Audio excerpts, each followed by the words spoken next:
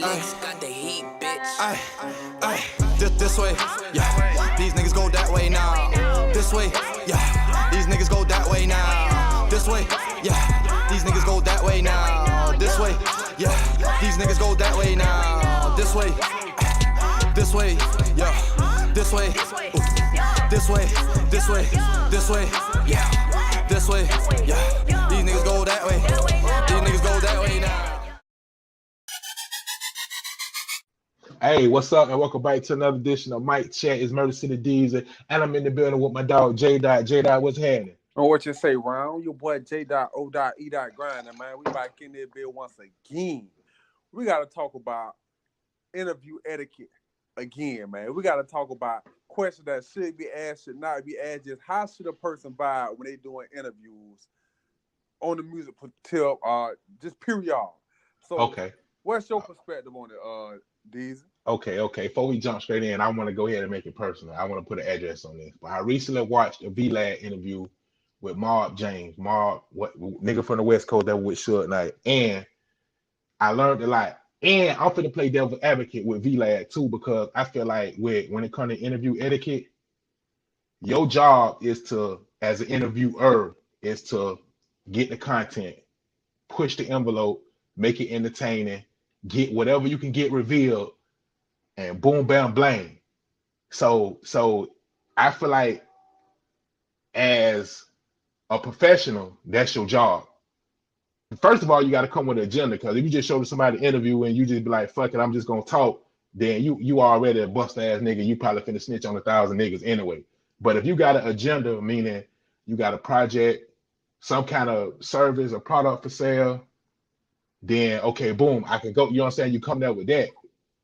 So, but at the same time, you got to be entertaining and retain your respect, your morals, and your and you know what I'm saying, everything that make you you. You know what I'm saying? So basically, you come with your selling point, but not to the point where you sell out or you sell somebody else out. Okay. I'll be seeing that nigga Vlad TV interviews too. He definitely be asking some police ass shit. And the reason I say that, I feel like that's outside of the appropriate etiquette. But the reason I say that just because I don't think it's ever a point in time where you should be talking to somebody on camera for any reason about crimes that are being committed.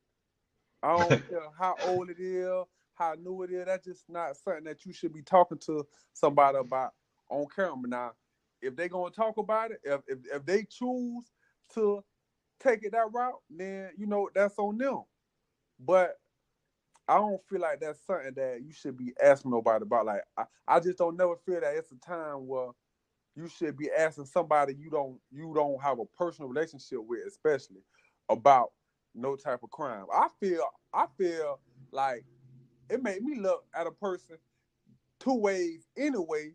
If you just asking me about, you know what I'm saying, any type of dirt, and it don't fit into the vibe that we on at the time.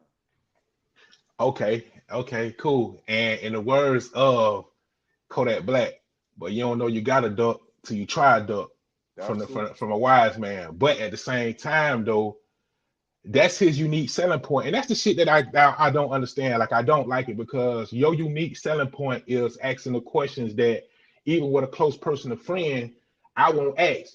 Fuck because this word on the streets and everybody know it. Fuck because everybody know it. I'm not finna ever, as an interviewer, ask one of my guests about anything that will violate the G code, or they can get you fucked up or somebody else fucked up. Now, I know that may be a weakness to my show, but at the same time, I get to go home at night and go to sleep like, boy, ain't nobody in the house gonna get kicked in, or ain't nobody learn something from my podcast that the niggas who did that wouldn't want you to know, or wouldn't have you know. You feel what I'm saying? Right, most definitely. And I feel like that's his unique selling point, because I like his interviews, don't get me wrong, because I always learn shit, but I have to catch myself like, hey, I'm being exposed to some privy information. Like, nigga, who killed Tupac for real shouldn't ever be revealed, to me. And I'm way in the motherfucking Florida. But for that information, basically, I'm never finna go nowhere and get debriefed, bro. I'm not debriefing the situation. I talk over your head. I talk around the corner. If you pick it up, you pick it up. You feel what I'm saying? If you don't, you don't. You feel what I'm saying? Most definitely, most But definitely. but never in a million years, boy, am I finna put a misdemeanor, a petty crime, a felony, a F1, a F2 on somebody. And I feel like that's his unique selling point because that's what he do. And I never understood why people feel so comfortable expressing you know what I'm saying, expressing stuff that, like, I understand that you need the views, you need the hype, you need the fame, you need the glory, but this shit is going beyond this shit, man. Niggas is real suspect out here. I mean, and look at ARL. Now we could say he was doing his thing, but I didn't know ARL was like that's what I'm saying. That's what I'm trying to say. I didn't know ARL was that still involved and active in the streets, and that's how his whole story was. But due to V-Lad interview, that's what came about. And that man sitting in feds right now. Yeah, Rollo the same way. Like, I mean, on Vlad telling about how he was the biggest dude in where he from, and he wasn't selling small quantities. So, I mean, niggas telling on themselves. But you know what? I don't hold it against Vlad though, because niggas be doing this same shit on the gram, niggas doing it on live, on Facebook, whatever they Snapchat, whatever they social media preference is, niggas doing it already anyway. So Nah, we like nah, on the nah. I same got thing, I gotta capitalize disagree off with you of. right there. I gotta disagree with you right there. As far as the toting guns and all that other fool ass shit, yes. But V-Lad pro, like he literally Right. pro, and I heard people stutter like, yeah, but yeah, cause like they wasn't even expecting, like, damn, you probing and you put me on the spot. Cause now it's like, if I'm a real nigga, it's fuck you. And that's how Pee Wee Longway approached the situation. He went with that police ass shit. So yeah, Blue Eminem, you serving this, you doing that. That nigga said, man, get to the album. I make music. I don't the other shit you talking about. I don't know what the fuck you talking about. You feel what I'm saying? Like, he do probe, you know what I'm saying? So, and I'm only saying, like, okay, do your job, but I just can't go with, I'm not finna put no weight on V-Lad, you feel what I'm saying? Because he probe, you feel what I'm saying? Yeah, man. He done. I heard him ask Rico Reckless about, damn, so what happened to the niggas who shot your mom and your sister? And I'm like, what? And That's get what? so. The nigga Rico Reckless looked at Vlad like, nigga, you know. Then he like, what's up? And Rico Reckless like, shit, R.I.P. I'm like, damn, so what is we really doing here? What? Right. This done went from it like, okay, now we so far removed from the music right now, your life story, because think about it. I don't even think Rico Reckless, I ain't saying his inner circle, but he got some homeboys that's not the inner circle, but they there and they're around. I don't even think they knew that at that point. You feel what I'm saying? Because that's not something in the streets that you go around and you speak about. Now, if you privy to it in the streets or something happened, damn, nigga done shot my dog Rico shit up. Okay, 2 months later, the people who supposedly in the streets did it dead. I don't have to ever speak about that. I'm not dumb. 1+1=2. We ain't gotta never speak about it. I ain't gotta say, hey, Rico, good job, or Rico, so how the play went. Man, fuck all that. You feel what I'm saying? Like, we don't have them conversations. And it's something that Noriega said, and it just stuck out with me, and it's gonna stick with me, that high people that's not from the culture who don't know these things. Like you could give V-Lad that, like, bro, you probably don't even know that we don't talk to each other like that, but you probably assume that, oh yeah, nigga shot my mama, he dead. You know what I'm saying? Like, that's how we talk to each other, but we don't. So I can give him that, because you not from the culture, you not from the streets, you could never possibly understand this shit. You feel what I'm saying? Like, not in your wildest dreams. To you, it's just like picking up a Donald's Going book for the first time. You feel what I'm saying? You just intrigued, it's exciting, and you think that's the way it is, that's the way it's go, but it's not. Those was like Donald Goins, kind of like confessions, you feel, a little bit in an entertaining way, but we don't communicate with each other with, the passing on off of criminal information. No, I don't even be.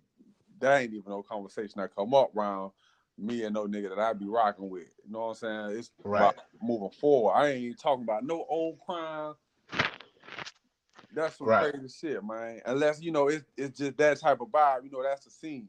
But damn, That yeah, same thing with Ebro, man. And like I was saying, Noriega made a point that you know, as an artist, we understand, get your exposure, do your interviews, let your fans get closer to you, let them know about you. You feel what I'm saying? And this is how you gain fans. But at the same time, go holler at the people that's from the culture that kind of know how to handle you and your whole situation. Because look, you come over here, it's still gonna be entertaining, it's gonna be fun, but we're gonna talk about boy the candidate. You know what I'm saying? It's gonna expose people to you, but in not such a criminal way. Like we ain't even on the criminal shit. We finna get to the shit that we know people want to know, that's a treat about you. You feel what I'm saying? Not your motherfucking criminal jacket, because nigga, damn near every nigga we come across convicted felons out and did that and done that. To us, that's old news. So if that's old to us, we're gonna bring up the fresh and new exciting shit. And he was making a point that people don't stop at these places first, so they get put immediately in situations like that and feel like this is what they got to do to make the roster of a VLAD interview or Ebro interview. You feel what I'm saying? Like a no bars hold Charlemagne the God just gonna talk about your mama, you know, got caught right. You know what I'm saying? Like, y'all stop these places first, but overlook the culture to where people understand and can get I'm gonna just say a better effect than a VLAD. You feel what I'm saying? Because man, we finna have fun, we finna wild out, and we know the etiquettes of this shit, musically, entertaining wise, and the streets. Most definitely, man. Take a quick little pause for the call, man. Get this money right quick. We're gonna be right back. Hey, what's up, man? This Murder City D's at one half of the Southern Hip Hop Podcast, Mike Chat. You already know Mike Chat where the hype at. Each one teach one, and today I'm finna put y'all up on game. If you ever thought about starting your podcast, I'm finna tell you how, man. The secret, man, what the secret is. The secret is Anchor.fm, man. Anchor is the one-stop shop for recording, hosting, and distributing your podcast. Best of all, it's 100% free and ridiculously easy to use. And now, Anchor match you with great sponsors so that you can get paid to podcast while you're podcasting. You know what I'm saying? So that's the 2-for-1, bam, bam. You know what I'm saying? Start your podcast and get paid to podcast. So, yo, you already know, man. Listen up. Murder City D's are going to teach. All you got to do is just sit there, man. Look, I'm going to tell you the best thing I like about Anchor. It make it all the technicalities of the studio, the microphones, the peak volume, the mixing board, it take all that shit away. Boom. So now you just left with focusing on having fun, starting your conversation, and getting your show popping. All of that is out the door. But at the same time, if you do have that and you want to use that, they got an interface that's on the computer. So you can get on the computer, go to Anchor.fm. It's an app, and it's on your desktop. So you got it both ways, man. However you want to do it, they there, and it's free. So yeah, there it is. Secret out, man. Go get Anchor. Interview etiquette part 2, man. We right back. But I want to ice you something, J-Dot. What's the wildest interview outtake you ever experienced? Now I want you to think about that while I talk about mine. Okay. I remember back in the days, man. And this like bad interview etiquette, and I understand where the artist took it, but it was a DJ, a radio station personality dude. He had Lil Webber in the booth, and he was giving him an interview, and he decided to ask Webber about his seizures. And at this point in time, Webber, you know, when you face with shit like that, I mean, that's personal. That has nothing to do with music, entertainment, or anything that I'm here for. I'm here to promote an album, tell the world about my brand, and probably, you know, break a song. And so Webber, he denied it. You know what I'm saying? Which any real nigga would. You feel what I'm saying? Nigga, if I don't know you, I'm not gonna talk about my medical conditions with you. You know what I'm saying? So Webber was like, man, fuck that. I don't have seizures. What are you talking about? So he like, nah, I got word that you be having seizures and shit. You know what I'm saying? So Webber like, hey, dude, listen, I don't have no motherfucking seizures. Stop even talking about motherfucking seizures. So the interview nigga was like, but nah, boy, it's been recorded. Records, you know, people backstage saying that they seeing your ass shaking and shit. Webber got up, down there, beat bopped his ass. You feel what I'm saying? Like, bro, stop asking about some motherfucking seizure. And to me, that was like the worst case of like, damn, dog, like, it ain't even trying to get clout. At that point, it's kind of like you antagonizing, you know what I'm saying, your artist. You feel what I'm saying? Without the artist, you don't have a job. And as a human being, that's not something that you want to openly discuss or ask a person about. You feel what I'm saying? Yeah, most definitely. And so to me, that was like, you know, early on, I was like, yeah, man, in that position, I wouldn't even, you know what I'm saying? Like, that wasn't even that to even talk about. If he don't want us to know, then fuck it. You feel what I'm saying? I don't give a fuck anyways. You know what I'm saying? Like, to know about your medical history, you know what I'm saying? So to me, that always stood with me like, yeah, bro, a bust ass nigga. Yeah, most definitely. And I wish Webber would have really got on his ass though, cause you know, boy, Webber was sticking and moving. Boy, I'm talking about they were back. This was the Webber and Lil Boots. Well, the promoter was saying them boys running off with 10 bands. Like them boys ain't showing up. They showing up getting the money and hauling ass out the back door. You feel what I'm saying? Them boys was the original run off on a promoter twice. That's real. I think probably the craziest one I can recall in recent history, especially, is the shit with Kodak, man, and Ebro. To me, that was just so left field, so weird. Like Ebro a bitch though, man. He took like just a sharp left turn out of nowhere. Just now you know, we don't really play by this sexual assault or female assault, whatever the hell he said, right? And just went to talking about and then when he said we, like, nigga, who the fuck are you, nigga? Like, you the law, like we nigga, you know what I'm saying? Like, you know, as a man, but at the same time though, fuck Ebro, man. Ebro better hate a dog if and you know what, dog, as a radio personality, Ebro done had like the most fights out of everybody, because it be niggas checking that shit at the door like it's not going. I can't remember this nigga name, dog, but he was from up north where Ebro station is based out of, and he was basically telling Ebro like, damn, y'all be on everybody, you know, these microwavable artists dicks, but then you got dudes from the crib that's raw as fuck and y'all don't get no play. And Ebro got so mad because the dude was like, y'all accepting money to play that shit on the radio, and Ebro was trying to defend the shit. Then he go, you know, Ebro a big dude, you know, especially with these little artists be on Xanax and all the kind of fucking lean, they love as fuck. But you know, Ebro, you know, he got size, so he kind of like got up and bowled up at the nigga, you feel what I'm saying? Little dude had done jumped up like, nigga, fuck you. So he like, man, get this pussy ass nigga out of here. So at that moment, I was like, yeah, bro, you a bitch ass nigga. You feel what I'm saying? Like, I been labeled Ebro like you a bitch ass nigga, dog. And I be feeling like the same way how I used to feel in jail, dog. Like, boy, these crackers only give these soft ass, puss ass, house nigga ass niggas the runaround jobs. Like, you ain't gonna never find a real nigga that's a trustee that's ain't with the program, and boy, hey, go extra tray, and I'm finna slide this magazine for you, no problem. It always be the fuck ass niggas out, and that describe when I ask myself, how do Ebro get in that position, dog? Yeah. The cops put him there, 12. For his sucker ass. That nigga too angry, bro. He too angry to be dealing with artists and shit, dog. And the dude was telling the truth because he had his manager right there, like, man, you know this nigga take checks to play that bullshit. You know what I'm saying? I wish I could remember the dude's name, dog, so y'all can look up this interview. But he called the man a pussy ass nigga, he a bitch, and told nigga straight up, your music suck. And if you make better music, I'll play it. Nigga was, man, Ebro been a bitch. Yeah, that's some weird shit, man. But them niggas, I don't know. That was the crazy one to me. Like, damn. Like, I just ain't understand where that came from. Like, why he took that turn with it. Like, what made him go that direction. Like, he just, like, really, this was the whole point of the conversation. Like, this is what I really been wanting to get to this whole time. Basically, what the vibe was.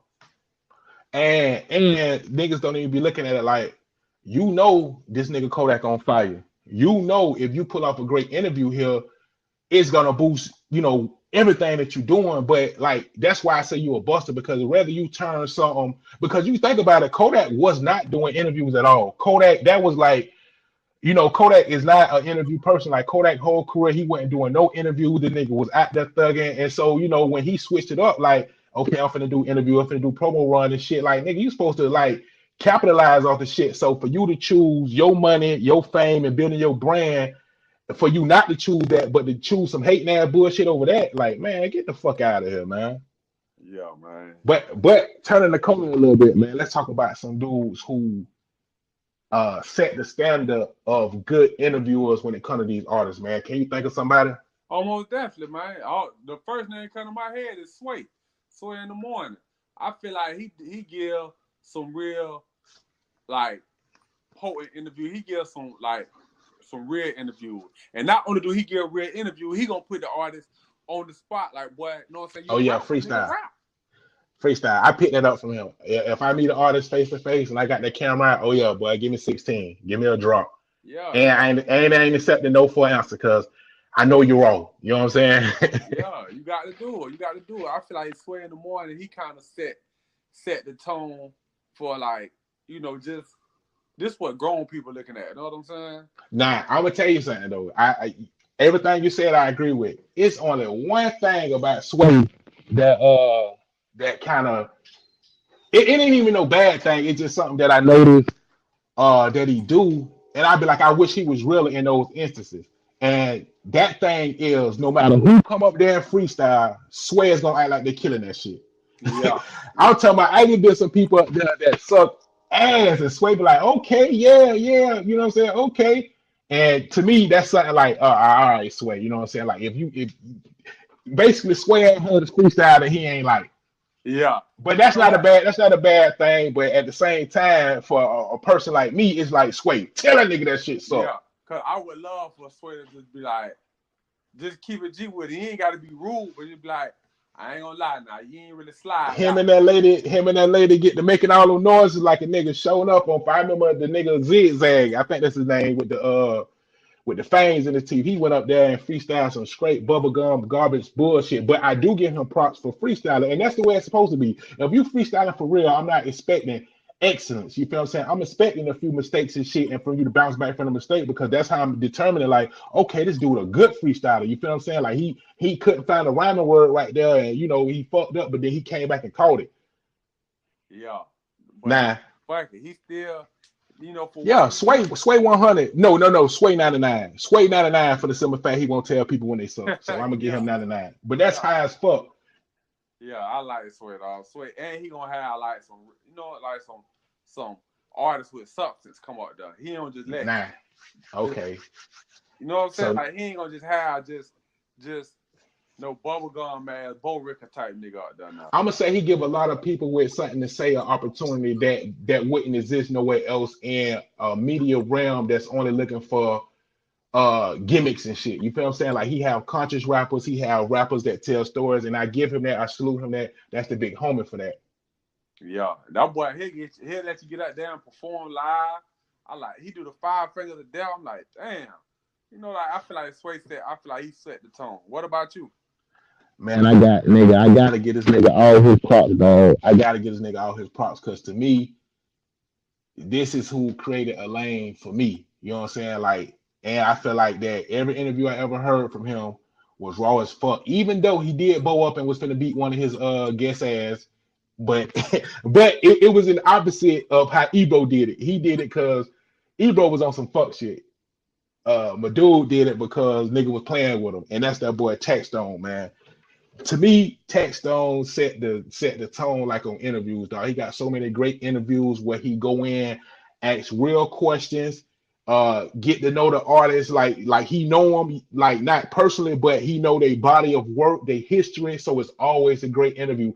I even heard him interview a dude who made razors and made that interview so exciting, so informative, and raw as fuck. And I was like, okay, yeah, bro. And he doing it from, I'm not gonna say a street perspective, but I'm saying he doing it from a raw, unadulterated perspective. Like, nigga, just straight up, man to man. Let's go. Let's get in this grid. Yeah. When Meek Mill was going through his thing with Drake, they pulled up and did a great interview on the spot. You know what I'm saying? So it's a number of things that just make me just be like, yeah, bro, the real one. You feel what I'm saying? He had a background like me that showed me, okay, you could do it. You feel what I'm saying? It's just everything about that was raw. And the person who he finna whoop was that nigga Joe Buttons. Need his ass whoop. And I felt him on it though. I felt him because Joe Buttons was trying to do Joe Buttons was trying to do that I'm intelligent, that chain gang intellectual type shit. Like, I'm not gonna answer your question, I'm gonna divert and I'm gonna say something. And as soon as you attack me and call me out on it, I'm gonna act like you the one mad. Like, bro, what are you so mad for? You feel what I'm saying? Like, I answered your question there. No, you didn't. I'm asking you specifically when the girl said you put her hands on her, but if that's what she said, like, no, I'm not talking about, you know what I'm saying? And Taxstone Snap was like, hey, I'm finna beat this nigga and get this fuck nigga up out of here. I'm talking about like right there on the spot. And to me, I was like, damn, bro, couldn't take it. You feel what I'm saying? Like, and he was calling him out the whole way, like, bro, I'm not one of your bitches, I'm not one of your hoes. Stop doing the mental gymnastics with me, bro. Like, if you don't want to, go there, we can not go there. But don't do the ring around the rosy bullshit. And I just felt like that moment was real and pure. You feel what I'm saying? So I got to give it a Taxstone. Taxstone is a person that did great interviews on multiple subjects with multiple artists and personalities, and it always was a hit. I remember he brought like some Instagram models, some thoughts in there, and pulled off a great interview that made you want to sit there and listen to the whole hour of it. Yeah, and he don't never be on no police shit neither. Like he ain't never like on no Hell no. sucker shit. Know what I'm saying? He been on Hell no. Hell no, man. You know the story behind my dog Touchstone going in, man. Touchstone said, he was to the point in his career, everything was going smooth. He made it his business. Like, I don't never go out. Like, I don't go out, period. I never go out. Fuck the club. I'm finna grind, and stick to my plan. And his homeboy begged him, like, it's my birthday. Please come out. Nigga, like, no, I don't go out. Fuck it, because you know I'm going to have you. No, I'm not going. Homeboy begged him, please, if you love me, if you my homeboy, just come with me, bro. I want you there. You know what I'm saying? Woo, woo, woo. He took his ass to the club, and then that's when he got into that whole fuck shit with the nigga, what the nigga name is? police. 6 plus 6, 12. Yeah. What that nigga name? 6 plus 6, 12. Yeah. Man. Yeah, man. So Troll. Troll. We don't say what is it? We don't say out. Down here we say fuck the police and fuck the cops. Yeah, Troy Al, man. And to me that was like devastating, because I was like, damn, finally something real. Like finally a medium that was real and unadulterated and wasn't influenced by sponsors and just influences. Like it was real. And boom, out of there. No more Touchstone. Well, it is what it is, man, but it ain't what it used to be, man. With that, we're gonna go ahead and wrap it up, man. Your boy J. O. E. Grind. That boy Murder City D's and Mike Check. This has been another episode, and we about that beer. Hey, don't forget to hit that sponsor link though too. We need that. I need that, and I'm appreciate you too. You hit that sponsor link and send a nigga something from the bottom of your heart, but I don't give a fuck if it's a dime. I appreciate that. We out of here. Yo.